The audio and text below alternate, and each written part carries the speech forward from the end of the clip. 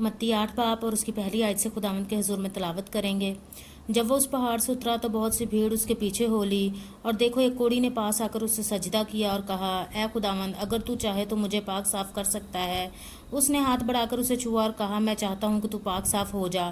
وہ فوراً کوڑ سے پاک صاف ہو گیا۔ یسوع نے اس سے کہا، خبردار کسی سے نہ کہنا، بلکہ جا کر اپنے تائیں کاہن کو دکھا، اور جو نظر موسیٰ نے مقرر کی اسے گزران، تاکہ ان کے لیے گواہی ہو۔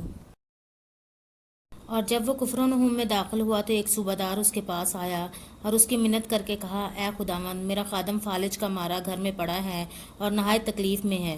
اس نے اس سے کہا، میں آ کر اس کو شفا دوں گا۔ صوبہ دار نے جواب میں کہا، اے خداوند، میں اس لائق نہیں کہ تو میری چھت کے نیچے آئے، بلکہ صرف زبان سے کہہ دے تو میرا خادم شفا پا جائے گا، کیونکہ میں بھی دوسرے کے اختیار میں ہوں اور سپاہی میرے ماتحت ہیں، اور جب ایک سے کہتا ہوں کہ جا تو وہ جاتا ہے، اور دوسرے سے آ تو وہ آتا ہے، اور اپنے نوکر سے یہ کر تو وہ کرتا ہے۔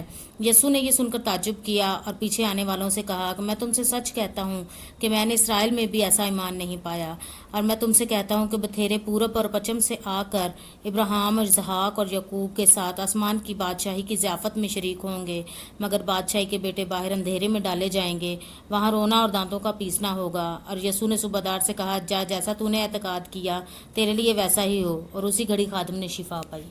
اور یسوع نے پطرس کے گھر میں آ کر اس کی ساس کو تپ میں پڑی دیکھا، اس نے اس کا ہاتھ چھوا اور تپ اس پر سے اتر گئی، اور وہ اٹھ کھڑی ہوئی اور اس کی خدمت کرنے لگی۔ جب شام ہوئی تو اس کے پاس بہت سے لوگوں کو لائے جن میں بدروہیں تھیں۔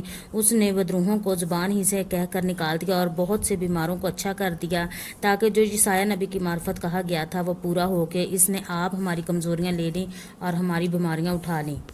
جب یسوع نے اپنے گرد بہت سی بھیڑ دیکھی تو پار چلنے کا حکم دیا، اور ایک فقیر نے پاس آ کر اس سے کہا، اے استاد، جہاں کہیں تو جائے گا میں تیرے پیچھے چلوں گا۔ یسوع نے اسے کہا کہ لومڑیوں کے بھٹ ہوتے ہیں اور ہوا کے پرندوں کے گھونسلے، مگر ابن آدم کے سر دھرنے کی جگہ نہیں۔ ایک اور شاگرد نے اس سے کہا، اے خداوند، مجھے اجازت دے کہ پہلے جا کر اپنے باپ کو دفن کروں۔ یسوع نے اسے کہا کہ تم میرے پیچھے چل اور مردوں کو اپنے مردے دفن کرنے دے۔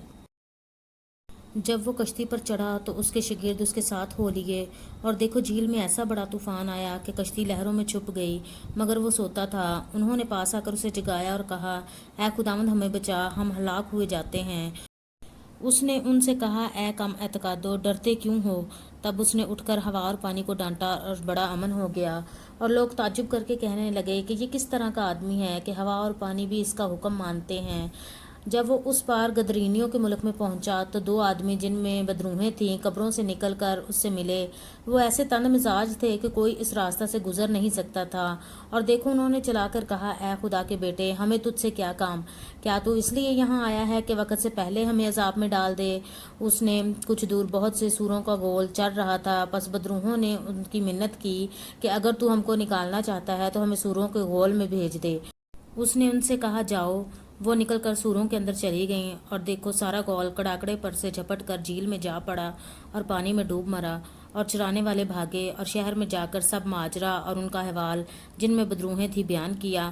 اور دیکھو سارا شہر یسوع سے ملنے کو نکلا اور اسے دیکھ کر منت کی کہ ہماری سرحدوں سے پار چلا جا۔ خدا کے کلام کے پڑھے سنے سمجھے جانے پر خداوند کی خاص برکت ہو، آمین۔